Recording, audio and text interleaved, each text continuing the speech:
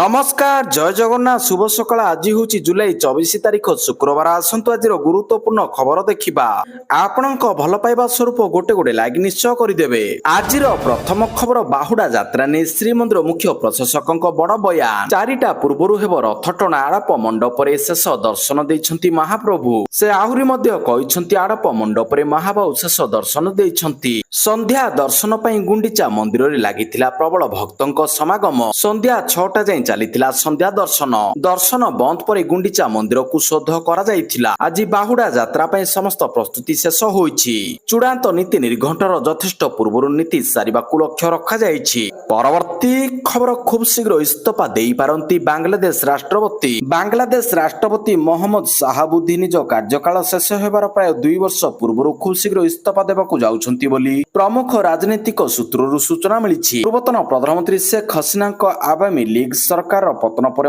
शाहाबुद्दीन निजर सांविधानिक पदवी थिबा एकमात्र शीर्ष नेता थिले तेबे वर्तमान तारिक रहमान को नेतृत्वाधीन बांग्लादेश नेशनलिस्ट पार्टी बीएनपी सरकार तांकर कार्यकलाप असंतोष प्रकाश करबा परे एही स्थिति उपजुछि परवर्ती खबर स्वास्थ्य विभाग सरकारी मेडिकल कॉलेज एवं हॉस्पिटल नूतन पदवी को मंजूरी राज्यर स्वास्थ्य सेवा को सुदृढ़ करने निमंते एक गुरुत्वपूर्ण पदक्षेप ग्रहण करा जायछि स्वास्थ्य और परिवार कल्याण विभाग तरफ 52टी professor associate professor assistant professor senior resident पदवी गुड़ी विभिन्न सरकारी मेडिकल कॉलेज पर अनुमोदित करा जायछि एसबु पदवी सुपर स्पेशलिटी विभाग अंतर्गत परवर्ती खबर बढ़िला मुक्ताकाश कैदी संख्या मुक्ताकाश आश्रम रे कैदी संख्या वृद्धि 40 रे पहुंची संख्या जामुझरी स्थित मुक्ताकाश काराश्रम परिसर रे बढ़िला कैदी संख्या एवं एठारे कैदी संख्या 40 रे पहुंची एहा पूर्व एही काराश्रम रे मात्र 19 जन कैदी रहुतिले गत सप्ताह रे राज्यर विभिन्न जेल रु 21 जन कैदी एठार आसी पहुंचीबा परे संख्या वृद्धि घटिछि 2003 मसिया रे आरंभ होइतिला एही मुक्ताकाश काराश्रम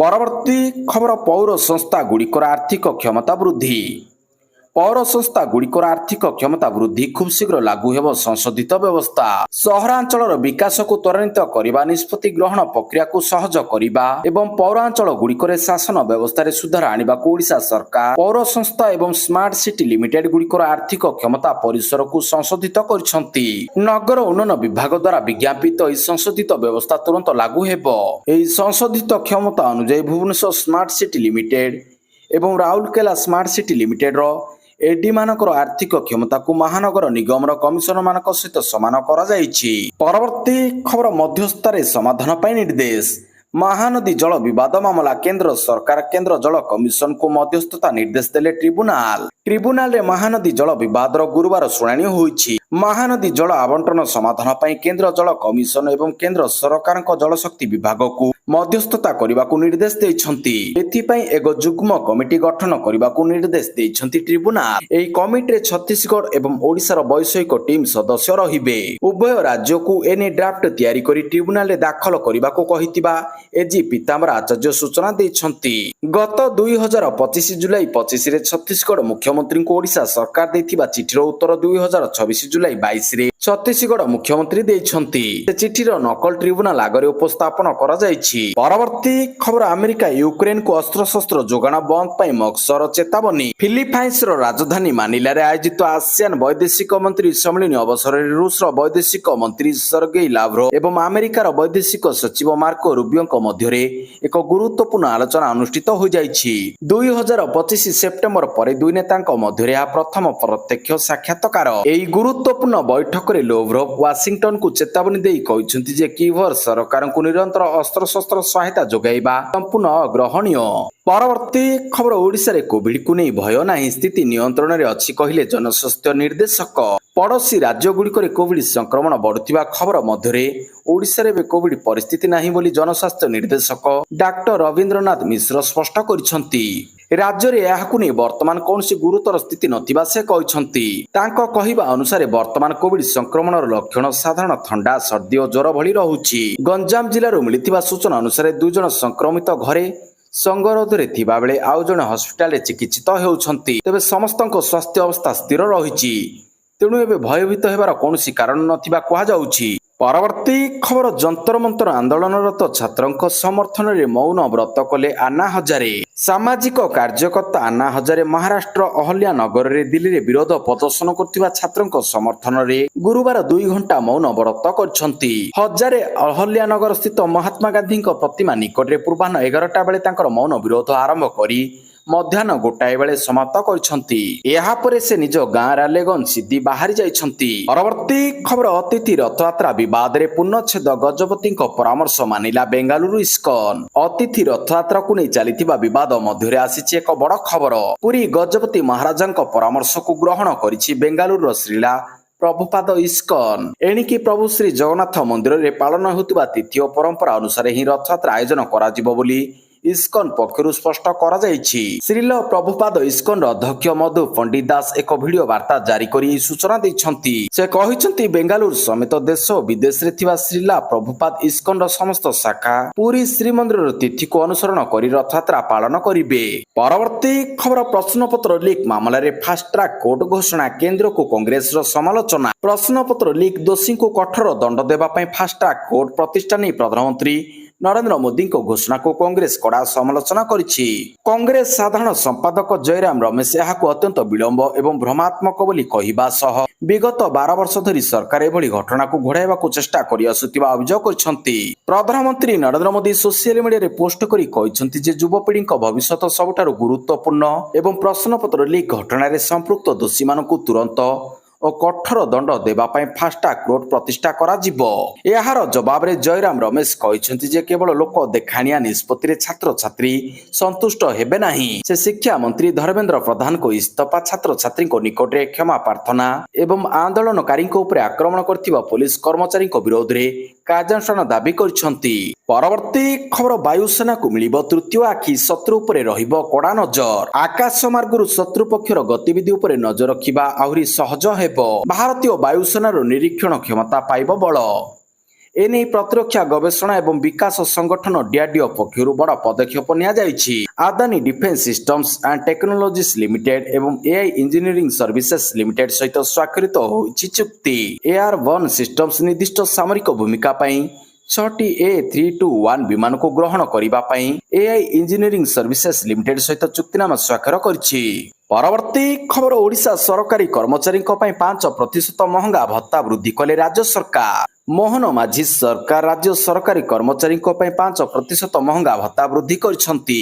ଏହାଦ୍ୱାରା ସରକାରୀ କର୍ମଚାରୀଙ୍କ ସମୁଦାୟ ମହଙ୍ଗା ଭତ୍ତା 257%ରୁ 262%କୁ ବୃଦ୍ଧି ପାଇଛି। ମୁଖ୍ୟମନ୍ତ୍ରୀ ଏହି ମହଙ୍ଗା ଭତ୍ତା ପ୍ରସ୍ତାବକୁ ଅନୁମୋଦନ କରିଛନ୍ତି। ଏହି ବର୍ଦ୍ଧିତ ମହଙ୍ଗା ଭତ୍ତା ପିଛିଲା ଭାବରେ 2024 ଜାନୁଆରୀ 1 ଠାରୁ ଲାଗୁ ହେବ। ଏହା ଜୁଲାଇ ମାସର ଦରମା ସହିତ ମିଳିବ ବୋଲି ଜଣାଯାଇଛି। ଏହା ଫଳରେ ହଜାର ହଜାର ସରକାରୀ କର୍ମଚାରୀ ଓ ପେନସନ ଭୋଗୀ ସିଧାସଳଖ ଭାବରେ ଉପକୃତ ହେବେ। ଦ୍ରବ୍ୟ ମୂଲ୍ୟ ବୃଦ୍ଧି ଓ ଜୀବନଯାପନ ଖର୍ଚ୍ଚ ବଢୁଥିବା ସମୟରେ ସରକାରଙ୍କ ଏହି ଘୋଷଣା କର୍ମଚାରୀଙ୍କ ପାଇଁ ବଡ଼ ଆର୍ଥିକ ଆଶ୍ୱସ୍ତି ଆଣିଛି। ପରବର୍ତ୍ତୀ ଖବର କେନ୍ଦ୍ର ଶିକ୍ଷାମନ୍ତ୍ରୀ ଶ୍ରୀ ଧର୍ମେନ୍ଦ୍ର ପ୍ରଧାନଙ୍କ ଇସ୍ତଫା ଦାବି।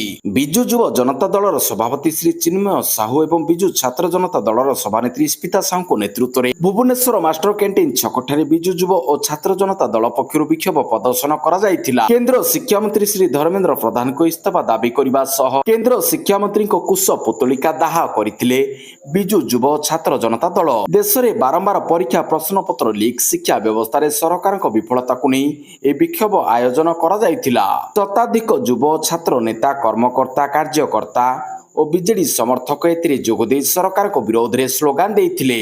ପରବର୍ତ୍ତୀ ଖବର ପୁଣି ବଡ଼ ଝଟକା ଦେଲେ ଟ୍ରମ୍ପ। ଔଷଧ ଉପରେ 100% ଟାରିଫ। ପୁଣି ଥରେ ଟାରିଫକୁ ନେଇ ବଡ଼ ଘୋଷଣା କରିଛନ୍ତି ଆମେରିକା ରାଷ୍ଟ୍ରପତି ଡୋନାଲ୍ଡ ଟ୍ରମ୍ପ। ଆମେରିକାକୁ ଆମଦାନୀ ହେଉଥିବା ଜେନେରିକ ଔଷଧ ଉପରେ ଭବିଷ୍ୟତରେ ବଡ଼ ଟାରିଫ ଲାଗୁ କରିବା ନେଇ ସେ ଘୋଷଣା କରିଛନ୍ତି। ଟ୍ରମ୍ପଙ୍କ ଘୋଷଣା ଅନୁସାରେ 2026 ଅଗଷ୍ଟ 1ରୁ ଆସନ୍ତା 2 ବର୍ଷ ପର୍ଯ୍ୟନ୍ତ ଆମେରିକାକୁ ଆସୁଥିବା ଜେନେରିକ ଔଷଧ ଉପରେ 0% ଟାରିଫ ରହିବ। ଏହାପରେ 1 ବର୍ଷ ପାଇଁ 100% ଏବଂ ପରବର୍ତ୍ତୀ ସମୟରେ 200% ଟାରିଫ ଲାଗୁ କରାଯିବ। ପରବର୍ତ୍ତୀ ଖବର ବାହୁଡା ଯାତ୍ରା ପ୍ରସ୍ତୁତି। ଶ୍ରଦ୍ଧାଳୁଙ୍କ ପାଇଁ ଚାଲିବ ଅତିରିକ୍ତ ଆମ ବସ୍। ବାହୁଡା ପାଇଁ ଗଡ଼ିବ ସ୍ୱତନ୍ତ୍ର ଆମ ବସ୍। ବାହୁଡା ଯାତ୍ରା ଅବସରରେ ଶ୍ରଦ୍ଧାଳୁମାନଙ୍କ ସୁରକ୍ଷିତ ଆରାମଦାୟକ ଯାତାୟାତ ସୁନିଶ୍ଚିତ କରିବା ପାଇଁ କ୍ରୁଟ୍ ପକ୍ଷରୁ ଭୁବନେଶ୍ୱର, କଟକ, ଖୋର୍ଦ୍ଧା ଓ ପାର୍ଶ୍ୱବର୍ତ୍ତୀ ଅଞ୍ଚଳରୁ ପୁରୀକୁ ସଂଯୋଗ କରୁଥିବା ବିଭିନ୍ନ ସ୍ୱତନ୍ତ୍ର ରୁଟ୍ରେ 50ଟି ଆମ ବସ୍ ସ୍ୱତନ୍ତ୍ର ସେବା ପାଇଁ ନିୟୋଜିତ କରାଯାଇଛି। ରୁଟ୍ରେ ଚାଲିବ ସ୍ୱତନ୍ତ୍ର ବସ୍। ବାହୁଡା ତଥା ରଥଯାତ୍ରା ପାଇଁ ହୋଇଥିବା ଏହି ସ୍ୱତନ୍ତ୍ର ବସ୍ ସେବା ଶ୍ରୀମନ୍ଦିର ପାର୍କିଂରୁ ମାଷ୍ଟର କ୍ୟାଣ୍ଟିନ୍ ମଧ୍ୟରେ, ବିଜୁ ପଟ୍ଟନାୟକ ଅନ୍ତର୍ଜାତୀୟ ବିମାନ ବନ୍ଦର ମଧ୍ୟରେ, ଏୟାରପୋର୍ଟ ସଟଲ ମାଷ୍ଟର କ୍ୟାଣ୍ଟିନ୍ରୁ ତାଳବଣିଆ ବସଷ୍ଟାଣ୍ଡ ପର୍ଯ୍ୟନ୍ତ ସୁନ୍ଦରପଦା ଓ ହରିରାଜପୁର ଦେଇ ମାଷ୍ଟର କ୍ୟାଣ୍ଟିନ୍ରୁ ତାଳବଣିଆ ବସଷ୍ଟାଣ୍ଡ ଏବଂ ନିମାପଡ଼ା ପର୍ଯ୍ୟନ୍ତ ଚଳାଚଳ କରିବ। ମାଗଣା ବସ୍ ସେବା। ଏହା ବ୍ୟତୀତ ଶ୍ରୀ ଜଗନ୍ନାଥ ମନ୍ଦିର ପ୍ରଶାସନ 15ଟି ବସ୍ ପୁରୀରେ ନିଃଶୁଳ୍କ ସଟଲ ସେବା ପାଇଁ ନିୟୋଜିତ ରହିବ। ଏହି ସଟଲ ସେବା ସକାଳ 6ଟାରୁ ରାତି 10ଟା ପର୍ଯ୍ୟନ୍ତ ପ୍ରତି 10 ମିନିଟ୍ ବ୍ୟବଧାନରେ ତମଙ୍ଗ ପାର୍କିଂରୁ ଷ୍ଟର୍ଲିଂ ପାର୍କିଂ ପର୍ଯ୍ୟନ୍ତ ମଙ୍ଗଳା ଘାଟ ଦେଇ ଚଳାଚଳ କରିବ। ପରବର୍ତ୍ତୀ ଖବର। ନେପାଳରେ 200-500 ଟଙ୍କା ଭାରତୀୟ ନୋଟର ବ୍ୟବହାରକୁ ମିଳିଲା ଅଧିକାରିକ ମଞ୍ଜୁରୀ। ନେପାଳ ରାଷ୍ଟ୍ର ବ୍ୟାଙ୍କ 200-500 ଟଙ୍କା ମୂଲ୍ୟ ବର୍ଗର ଭାରତୀୟ ନୋଟକୁ ବୈଧ ଉପଯୋଗ ଲାଗି ଅଧିକାରିକ ଅନୁମତି ପ୍ରଦାନ କରିଛି। ଏଥିପାଇଁ କେନ୍ଦ୍ରୀୟ ବ୍ୟାଙ୍କ ଆବଶ୍ୟକ ପ୍ରକ୍ରିୟାତ୍ମକ ବ୍ୟବସ୍ଥା ପୂରଣ କରିବା ପରେ ଭାରତୀୟ ମୁଦ୍ରାର ଉପଯୋଗ ଓ ବିନିମୟକୁ ଔପଚାରିକ ରୂପରେ ଲାଗୁ କରିଛି। କେନ୍ଦ୍ରୀୟ ବ୍ୟାଙ୍କ ଅନୁସାରେ 9 ନଭେମ୍ବର 2016 ପରେ ଜାରି ହୋଇଥିବା 500 ଟଙ୍କା ପର୍ଯ୍ୟନ୍ତ ଭାରତୀୟ ନୋଟ ଏବେ ନେପାଳ ଅଣାଯାଇପାରିବ ଓ ଭାରତ ନିଆଯାଇପାରିବ। ନେପାଳ ବଜାରରେ ଭାରତୀୟ 500 ଟଙ୍କା ନୋଟ ନେଣଦେଣ କରାଯାଇପାରିବ। ନେପାଳ ରାଷ୍ଟ୍ର ବ୍ୟାଙ୍କ ଗୁରୁବାର ନିର୍ଦ୍ଦେଶ ଜାରି କରି ନେପାଳ ସରକାରଙ୍କ ନିଷ୍ପତ୍ତିକୁ ଲାଗୁ କରିଛି। ପରବର୍ତ୍ତୀ ଖବର। ପ୍ରଥମ ଟି20ରେ ଟିମ୍ ଇଣ୍ଡିଆର ଦମଦାର ବିଜୟ। ଜିମ୍ବାବେକୁ 7 ୱିକେଟରେ ହରାଇଲା ଭାରତ। ଜିମ୍ବାବେ ବିପକ୍ଷ ପ୍ରଥମ ଟି20 ମ୍ୟାଚରେ ଟିମ୍ ଇଣ୍ଡିଆ ଦମଦାର ବିଜୟ ହାସଲ କରିଛି। ଭାରତ 7 ୱିକେଟରେ ଜିମ୍ବାବେକୁ ପରାସ୍ତ କରି 3 ମ୍ୟାଚ ବିଶିଷ୍ଟ ସିରିଜରେ ବିଜୟୀ ଆରମ୍ଭ କରିଛି। ଜିମ୍ବାବେ ଦେଇଥିବା 126 ରନର ବିଜୟ ଲକ୍ଷ୍ୟକୁ ଭାରତ ମାତ୍ର 34 ବଲ୍ ବାକି ଥାଇ ହାସଲ କରିନେଇଥିଲା। ଭାରତ ପକ୍ଷରୁ ଯୁବ ଓପନର ବୈଭବ ସୂର୍ଯ୍ୟବଂଶୀ ଚମତ୍କାର ବ୍ୟାଟିଂ କରି ନିଜର ପ୍ରଥମ ଅନ୍ତର୍ଜାତୀୟ ଅର୍ଦ୍ଧଶତକ ହାସଲ କରିଥିଲେ। ସୂର୍ଯ୍ୟବଂଶୀ 19ଟି ବଲରେ 4ଟି ଚୌକା ଏବଂ 4ଟି ଛକା 85 ରନ୍ ସଂଗ୍ରହ କରିଥିଲେ। ପରବର୍ତ୍ତୀ ଖବର। ମହାପ୍ରଭୁଙ୍କ 5ଟି ପବିତ୍ର ନାମକୁ ମିଳିବ ଟ୍ରେଡମାର୍କ। ପୁରୀ ଶ୍ରୀ ଜଗନ୍ନାଥ ମନ୍ଦିରର ପବିତ୍ର ପରମ୍ପରା, ସଂସ୍କୃତି ଓ ଐତିହ୍ୟର ସୁରକ୍ଷା ଦିଗରେ ଶ୍ରୀ ଜଗନ୍ନାଥ ମନ୍ଦିର ପ୍ରଶାସନକୁ ବଡ଼ ସଫଳତା ମିଳିଛି। ମହାପ୍ରଭୁଙ୍କ ସହ ଜଡ଼ିତ ଆଉ 5ଟି ଟ୍ରେଡମାର୍କ ଜର୍ନାଲରେ ପ୍ରକାଶ ପାଇବ। ଆସନ୍ତା ଟ୍ରେଡମାର୍କ ଜର୍ନାଲର ପ୍ରକାଶନ ପାଇଁ ଅନୁମୋଦିତ ହୋଇଥିବା ନେଇ ଏକ୍ସ ଜରିଆରେ ସୂଚନା ଦେଇଛନ୍ତି ଶ୍ରୀମନ୍ଦିର ମୁଖ୍ୟ ପ୍ରଶାସକ ଅରବିନ୍ଦ ପାଢ଼ୀ। ଜଗନ୍ନାଥ ଧାମ, ଶ୍ରୀକ୍ଷେତ୍ର, ମହାପ୍ରସାଦ, ନୀଳଚକ୍ର, କୋଇଲି ବୈକୁଣ୍ଠର ଅନଧିକୃତ ବ୍ୟବହାର ଓ ବାଣିଜ୍ୟିକ ଅପବ୍ୟବହାରକୁ ରୋକିବା ଦିଗରେ ପଦକ୍ଷେପ ନିଆଯାଇଛି। ଏହାପରେ ଅନଧିକୃତ ବାଣିଜ୍ୟିକ ଅପବ୍ୟବହାର ଉପରେ ରୋକ ଲାଗିବ। ସାଧାରଣତଃ ବିଭିନ୍ନ ବ୍ୟବସାୟିକ ପ୍ରତିଷ୍ଠାନ ଓ ସଂସ୍ଥା ମହାପ୍ରଭୁଙ୍କ ଏହି ପବିତ୍ର ନାମଗୁଡ଼ିକୁ ନିଜର ବ୍ୟକ୍ତିଗତ ବ୍ୟବସାୟ ଓ ଲାଭ ପାଇଁ ବ୍ୟବହାର କରନ୍ତି। ତେବେ ଟ୍ରେଡମାର୍କ ପଞ୍ଜୀକରଣ ହେବା ଦ୍ୱାରା ଏହି ସମସ୍ତ ପବିତ୍ର ନାମର ଅନଧିକୃତ ବ୍ୟବହାର ସମ୍ପୂର୍ଣ୍ଣ ବନ୍ଦ ହେବ। କୌଣସି ବେସରକାରୀ ସଂସ୍ଥା ନିଜର ବାଣିଜ୍ୟିକ ଲାଭ ପାଇଁ ଏଗୁଡ଼ିକୁ ଅପବ୍ୟବହାର କରିପାରିବେ ନାହିଁ। ଏହା ସହ ଶ୍ରୀମନ୍ଦିରର ସାଂସ୍କୃତିକ ଆଧ୍ୟାତ୍ମିକ ଅଧିକାର ସୁରକ୍ଷିତ ରହିବ। ପରବର୍ତ୍ତୀ ଖବର। ଓଡ଼ିଶାରେ 12ଟି ଗତିଶକ୍ତି କାର୍ଗୋ ଟର୍ମିନାଲ କାର୍ଯ୍ୟକ୍ଷମ। ଓଡ଼ିଶାରେ ବର୍ତ୍ତମାନ ଜାରି ରହିଛି 26ଟି ରେଳ ପ୍ରକଳ୍ପର ନିର୍ମାଣ କାର୍ଯ୍ୟ। ଓଡ଼ିଶାକୁ ରେଳ ବଜେଟ୍ ଆବଣ୍ଟନ ଗତ 12 ବର୍ଷ ମଧ୍ୟରେ ପ୍ରାୟ 13 ଗୁଣ ବୃଦ୍ଧି ପାଇଛି। ଲୋକସଭାରେ ଏହି ସୂଚନା ଦେଇଛନ୍ତି କେନ୍ଦ୍ର ରେଳମନ୍ତ୍ରୀ ଅଶ୍ୱିନୀ ବୈଷ୍ଣବ। ଶ୍ରୀ ବୈଷ୍ଣବ କହିଛନ୍ତି 2009ରୁ 2014 ମଧ୍ୟରେ ରାଜ୍ୟକୁ ବାର୍ଷିକ 838 କୋଟି ଟଙ୍କାର ରେଳ ବଜେଟ୍ ମିଳୁଥିଲା। 2026-27ରେ ଏହା 13 ଗୁଣ ବୃଦ୍ଧି ପାଇ 10,928 କୋଟି ଟଙ୍କାରେ ପହଞ୍ଚିଛି। ସେହିପରି ଓଡ଼ିଶାରେ ନୂଆ ରେଳ ଟ୍ରାକ୍ ନିର୍ମାଣ 3.5 ଗୁଣ ବଢ଼ିଛି। 2009ରୁ 14 ମଧ୍ୟରେ ବାର୍ଷିକ ହାରାହାରି ନୂଆ ଟ୍ରାକ୍ ନିର୍ମାଣ 53 କିଲୋମିଟର ଥିବାବେଳେ 2014ରୁ 2026 ମଧ୍ୟରେ ଏହା 186 କିଲୋମିଟରକୁ ବୃଦ୍ଧି ପାଇଛି ବୋଲି ରେଳ ମନ୍ତ୍ରୀ ସୂଚନା ଦେଇଛନ୍ତି। ପରବର୍ତ୍ତୀ ଖବର। ଦେଶବ୍ୟାପୀ ଆନ୍ଦୋଳନ ଡାକରା। ପୋଲିସ ବର୍ବରତା ବିରୋଧରେ ଶୁକ୍ରବାର ଅର୍ଥାତ୍ ଆଜି ଦେଶବ୍ୟାପୀ ଆନ୍ଦୋଳନ ଡାକରା ଦେଲା ସିଜେପି। ନେଟ୍ ପ୍ରଶ୍ନପତ୍ର ଲିକ୍ ମାମଲାରେ କକରୋଜ ଜନତା ପାର୍ଟି ସିଜେପି ଆନ୍ଦୋଳନ ଅଧିକ ଉଗ୍ର ହେବାରେ ଲାଗିଛି। ଆନ୍ଦୋଳନକାରୀଙ୍କ ଉପରେ ପୋଲିସର ବର୍ବରତା ବିରୋଧରେ ସିଜେପି ଶୁକ୍ରବାର ଦେଶବ୍ୟାପୀ ଆନ୍ଦୋଳନ କରିବାକୁ ଛାତ୍ରମାନଙ୍କୁ ନିବେଦନ କରିଛି। କକରୋଜ ଜନତା ପାର୍ଟିର ସାମାଜିକ ଗଣମାଧ୍ୟମ ପ୍ଲାଟଫର୍ମ ଏକ୍ସରେ ସେୟାର କରାଯାଇଥିବା ପୋଷ୍ଟରରେ 24 ଜୁଲାଇରେ ଦେଶସାରା ପ୍ରତ୍ୟେକ ଜିଲ୍ଲାରେ ଛାତ୍ରମାନଙ୍କୁ ଶାନ୍ତିପୂର୍ଣ୍ଣ ଭାବରେ ପ୍ରଦର୍ଶନ କରିବାକୁ କୁହାଯାଇଛି। ବିଜେପି ଆନ୍ଦୋଳନ ପାଇଁ 5ଟି ପଏଣ୍ଟ ଦେଇଛି। ପରବର୍ତ୍ତୀ ଖବର। ଓଡ଼ିଶା ଯୁକ୍ତ 2 ଆଡମିସନ 2026 ଯୁକ୍ତ 2 ଫେଜ୍ 1 ନାମ ଲେଖାର ଦ୍ୱିତୀୟ ମେଧା ତାଲିକା ପ୍ରକାଶିତ। 2026-27 ଶିକ୍ଷାବର୍ଷ ନିମନ୍ତେ ଯୁକ୍ତ 2 ଫେଜ୍ 1 ନାମ ଲେଖାର ଦ୍ୱିତୀୟ ମେଧା ତାଲିକା ପ୍ରକାଶ ପାଇଛି।